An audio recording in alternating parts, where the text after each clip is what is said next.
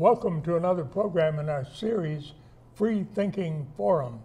I'm Bill Weir, the producer and host, and it's my delight to again welcome back David Breeden.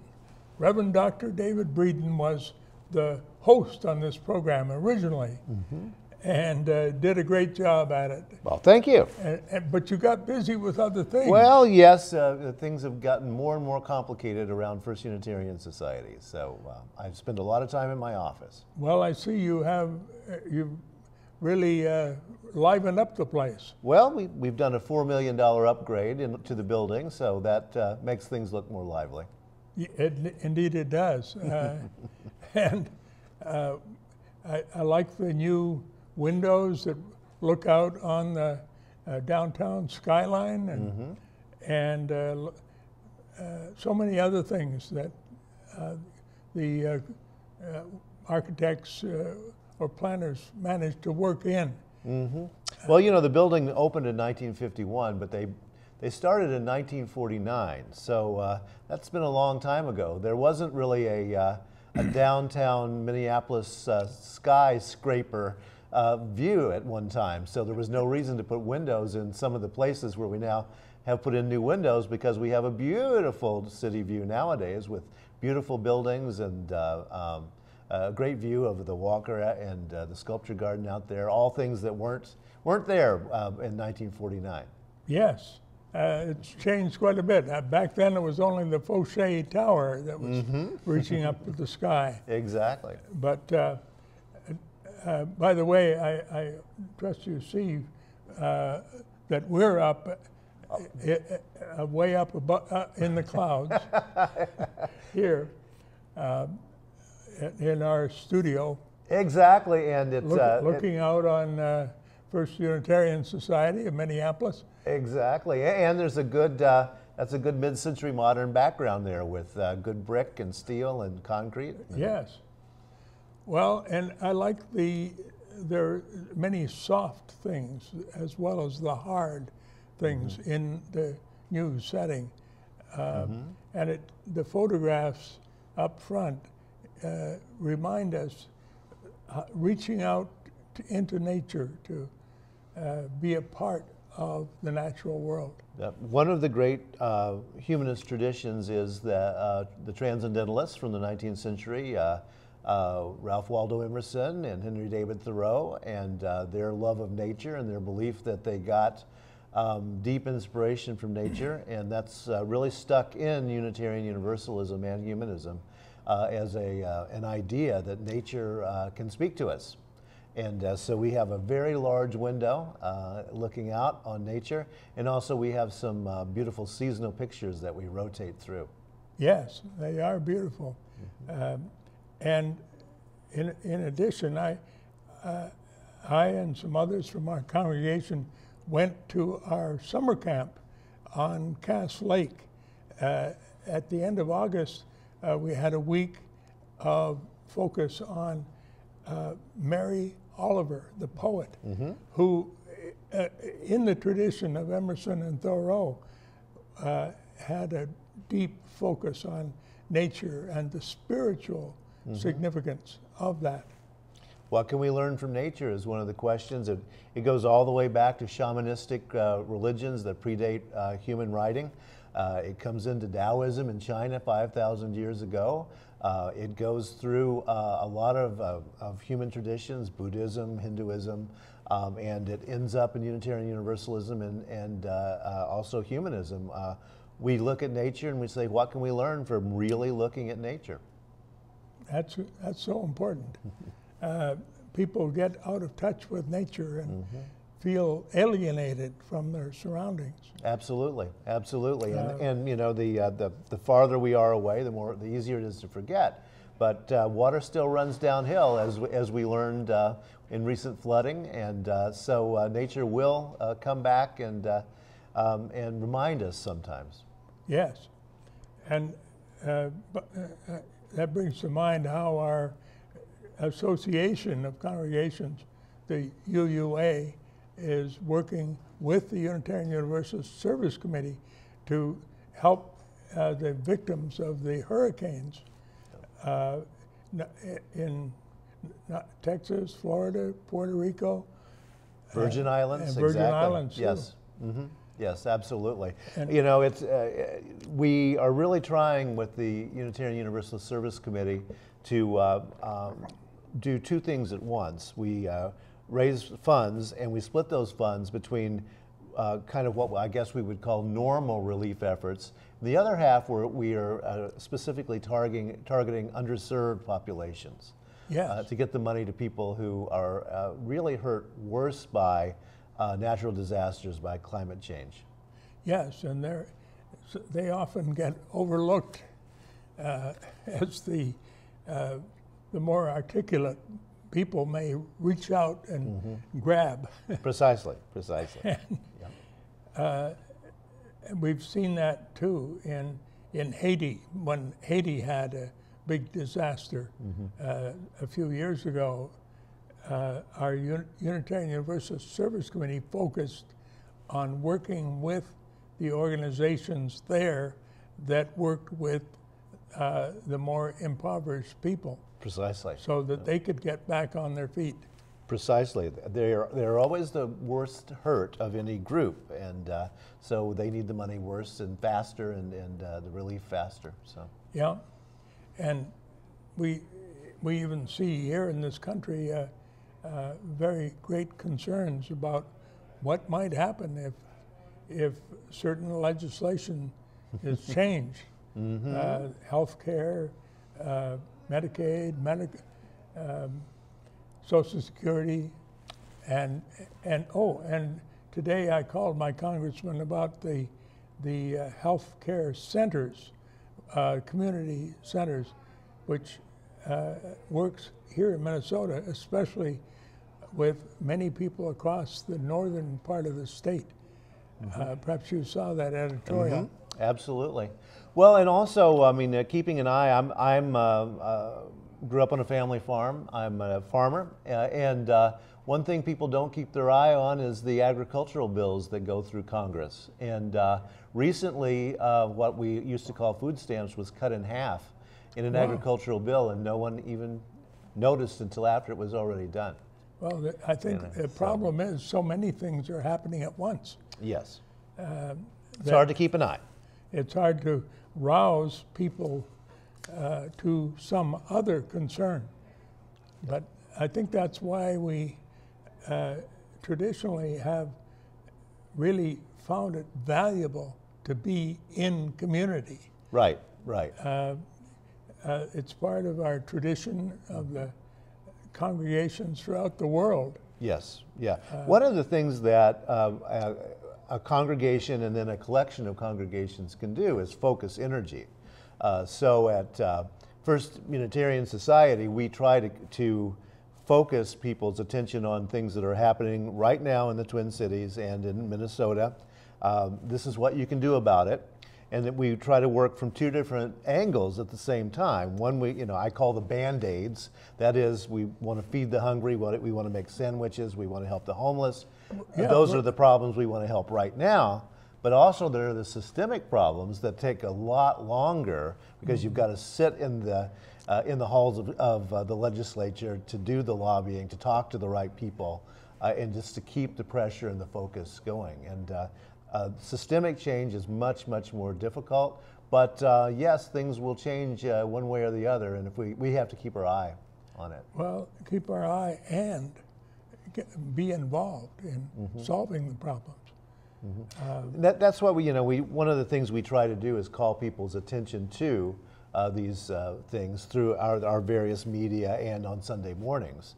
And then, of course, the larger association, the Unitarian Universalist Association of Congregations, and what we call the UU Service Committee, which is a separate nonprofit, but works with the Unitarian Universalist Association.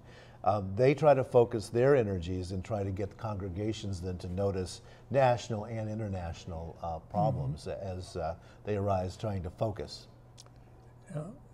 Yes, and I'm so glad that we're a part of that larger group of congregations. Right. Well, absolutely, and staying involved over time. it's a long game. First Unitarian Society became a Unitarian congregation in 1881. There's been a lot of changes over that time, but there has been a focused national attention through that time that has been fairly consistent in terms of social justice issues in the United States and in our state. Now, let's talk about focusing on the contributions that humanism and liberal religion can make in the current social situation. Okay, all right. Maybe these are separable. Well, we try to reach out as humanists and Unitarian Universalists. We try to reach out in a multi-faith way. The way I frame it up from a humanist perspective is everybody who is reality-based, a reality-based person is on our side. And that means that they believe that human beings need to fix human problems and can fix human problems. And that's the only ticket of admission that our multi-faith efforts really have, from a humanist perspective anyway. And so we reach out to everyone that we can. We work with Muslims, we work with the Jewish community, and various Christian communities. Yeah, we've worked with communities on the north side that have a very different theology than our own. Right, you know, and again, as long as you think that people can do something, we're there to work with you. One of the things that's happening in our world is as more and more people become unchurched, and it's over half of Americans now don't go to a congregation of any sort. And as those numbers rise, how do we focus people's attention and help in the ways that congregations once did to focus those energies, to call attention to social issues? One of the things that humanist communities of various kinds can do is fill in where the old church community is falling apart. Yes. So many people don't go to church nowadays, and especially young people. And one of the things that we're trying to focus on at First Unitarian Society is the larger humanist and secular group of young people out in the world who are disconnected, and studies show that they also are much less politically connected. They don't vote as much, they don't know as much about social issues as the right-wing Christian people of their age. So what we want to do, and we're working on doing, is trying to build that community of secular young people and call them into the idea of humanism as a positive, secular way to be alive in the world and to be focused on doing good for your fellow human beings, the other animals, and the planet. So that's a main focus for us just now. Good. That's very worthy commitment. As secularism creeps up and up and up, you know, where are people going to get the community that they need that churches at one time fulfilled? At one time, you belonged to a church. In Europe, you were in a parish. In the United States, people went to various churches in their neighborhoods according to various ethnic backgrounds or belief systems, etc. But those were places where everybody knew your name, as the old saying goes. Those are now collapsing, especially among younger people. There's a deep distrust of religion in the United States nowadays. It has a lot to do with the misperception that too many Christian organizations were involved in right-wing politics, hate politics, and trying to separate people. Most Christian denominations never were in that, but the media, of course, loves arguments, and the pronouncements of some mad right-wing preachers sound good as a soundbite. Whereas most of the Methodists and the Presbyterians and the Episcopalians and the Presbyterians and down the line, and the Lutherans in this state were people who were working for social good and in ways that people would never say were wrong. It's a misperception that is brought about by the fact that media focuses on controversy and screaming and yelling. And those people, many of them I also call reality-based people. That is, that they believe that human beings can have an effect in the world for the good. But they haven't reached out and found the communities that are reality-based. Right, right, and that's one of the things. There's a new book by Kurt Anderson that says how America went haywire. And that's one of his main focuses is what he calls reality-based people. And he goes through some fact-checking on how can we find reality-based people. And the fact is that most liberal Christians, Muslims, Jews are reality-based. That is, they believe in science. They believe that human beings have a measure of free will and can act in the world to better the world, and that nothing divine is going to come down and stop us or save us tomorrow. And those groups are our natural allies as secular or humanist and Unitarian Universalist people. Yes, it's good to realize that we need not have theological barriers in the way of working with reality-based people. Absolutely, absolutely. So, now on your website, the firstunitarian.org, I noticed something added recently. Yes. In the upper right corner, 3 symbols. Would you tell us about those? That is a tagline we've been using, and it says "Think, Love, Change." And think has a little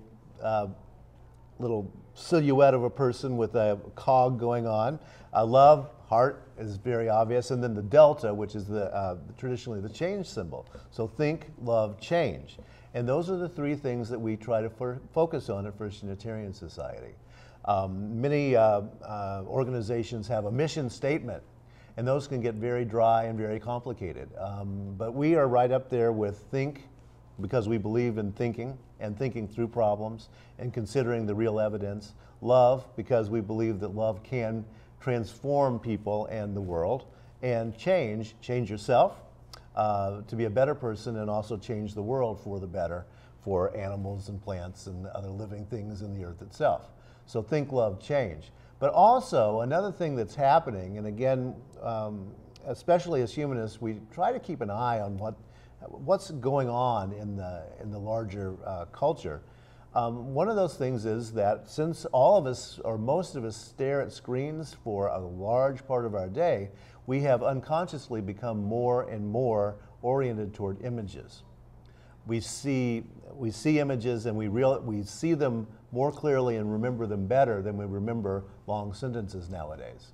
So Indeed. Think, Love, Change is there with the symbols as a way of communicating the base values of a humanist congregation. Good. So we're learning to use the modern ways of communication, too. Well, you know, one of the oddities is that liberal religions tend to be slower than our evangelical Pentecostal friends, who are early adopters on every kind of technology. It's one of the amazing things about that difference. And if you're going to find old-fashioned equipment in a church, it probably is a liberal religious church. That's one of the oddities of the difference between us. So I think we humanists need to be early adopters of technology as well. Well, I sure hope you are early adopters of community television and use the capacity to communicate more widely what we are offering on television. Well, absolutely, and you know, and it's a two-edged sword, of course. That as we become more and more screen-oriented, we also separate more and more from live interaction, from community, again showing up at that corner church, and so. Where the balance is what I am interested in finding, in that communicating information out there is one way to be out in the media world, communicating our message of reality-based secular views, Yeah. and a liberal way of thinking. we want to communicate those out in the world by getting them out on television and the internet and writing blog posts, radio, et cetera, et cetera, et cetera. But at the same time, we want to keep the old-fashioned way of doing community. That is, we want to hold on to what is good about getting together. Yeah, and that's been so important to me as well, to know I have friends who share my values in that congregation. Well, and one of the things too is that a congregation shouldn't be parallel play. There's a concept in children that early on they do parallel play. You'll watch two kids in the same room, but they're playing different games. And that's a developmental stage of children where they don't even notice each other when they're playing in the same room. We don't want to be like that in a congregation or in a community. We want people to actually play together and learn from each other, learn what the differences are, learn to accept differences that you don't agree with, learn to maybe learn something from another person, and that may actually change your mind totally about something in a very positive direction. So we want to get people in the room, and we want to get them to play with the same toys so that they have to deal with that. Yeah, and playing with the same issues. I remember in First Unitarian a few decades ago, we organized Unitarian Universalist Affordable Housing Partnership, which set us on a course of doing 3 important areas of solving the problem of lack of affordable housing. Not only helping in lobbying with the groups that are already in there, and helping raise the last bit of money needed for certain projects in affordable housing, but also working with Twin Cities Habitat for Humanity, a Christian-based organization, to working beside the future homeowners and to either recondition housing or build it fresh.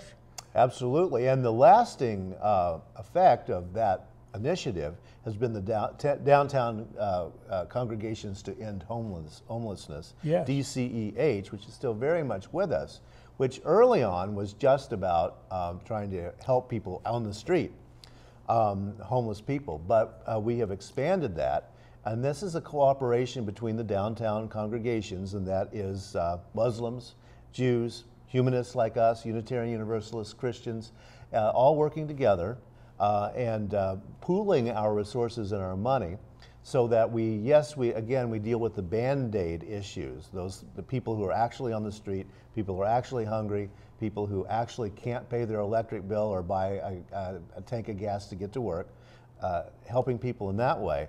But in the larger sense, looking, why do people become homeless? Well, a lot of people become homeless when they come out of prison, for example, because they can't get a contract at an apartment house. So can we figure out a way to have a transitional housing, which we're doing? And again, affordable housing, because a lot of people are homeless because they don't have the down payment or they don't have the references. It's not that they couldn't pay if it were just a monthly payment. It's that they can't pay the deposit up front, 2 months up front rent as a deposit, or they don't have references for various reasons. And so how do we help people in that zone as well? Because they are the ones who are working hard, who could be homeless very easily if they don't get just a little bit of help. And the downtown Congregations to End Homelessness, that is really where we're focusing nowadays. And how do we help there? Is that about 24 congregations? Yes, yes. And we're a separate 501c3 organization nowadays. And so all of the congregations in the immediate downtown area, you know where the Basilica is, and you know where the Hennepin Methodist, and we've got Episcopal. Those that have a big presence downtown, and actually, we're a teeny little congregation compared with those that have thousands of people. But they let us play along in a very nice way, and we really are changing the way that the downtown works. Good. Well, that's encouraging. Well, and you know, and historically too. I mean, we've been working together for a very long time. The group, long before I arrived, really re-energized it. It existed, but it re-energized around 9/11, and of course, this is a continuing thing. Is to talk about our Muslim neighbors and Yes. understanding. Well, yeah, I've celebrated Ramadan with our Muslim neighbors. Yep. We've only got less than 3 minutes left, and I was hoping to get into the challenges and opportunities for the future more fully. How would you summarize those challenges and opportunities? Well, as I say, the largest change on the religious landscape is what we call the nones, N-O-N-E-S's. That is the people who choose no religious affiliation at all. Yeah. And that crosses all of the religious traditions. And more, and it skews to younger people. They're not trusting the older institutions for various reasons. And those young folk want, I believe, community. They want to work for social justice, and they want to talk with like-minded people. They also want to learn from people who are not like them. So they're reaching out for community, but they don't know where to get it. They're humanists without knowing it.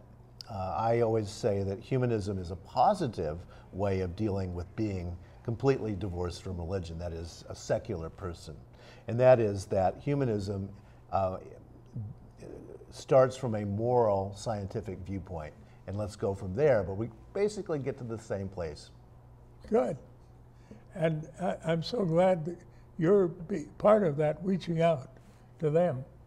And David, it's such a pleasure to have you back on the program that you once moderated, Yeah. hosted.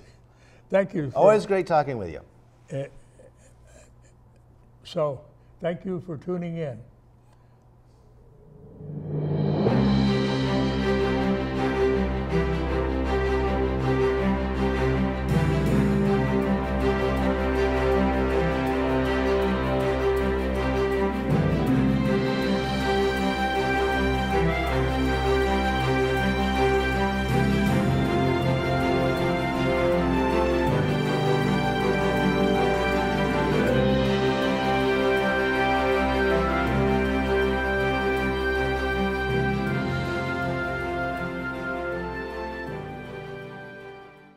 Hello, my name is David Breeden. I'm the Senior Minister at First Unitarian Society of Minneapolis. First Unitarian Society, or FUS, is the birthplace of Congregational Humanism, and we are a Unitarian Universalist congregation.